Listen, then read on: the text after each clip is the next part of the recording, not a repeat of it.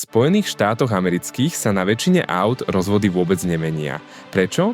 Lebo tam majú doživotnú reťaz. 90% amerických aut, Ford, Ram, Chevrolet, GMC, Dodge, Jeep, všetky idú na masívnej reťazi, ktorá nemá žiadny servisný interval. Americké motory úplne bežne najazdia 300 až 600 tisíc kilometrov bez výmeny rozvodov.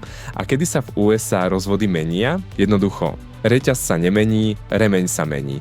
Spojené štáty americké versus Európa, v Amerike veľké atmosférické motory a reťaz, ktorá prežije motor. V Európe malé turbomotory, tenké reťaze a kopec problémov, americký motor väčšinou zomrie na všetko možné, len nie na rozvody. Ako dôkaz, dodávka Ram Pro Master s motorom 3,6 penta stará prevodovkou ZF, najazdené 580 000 míl, čo je približne 929 000 kilometrov.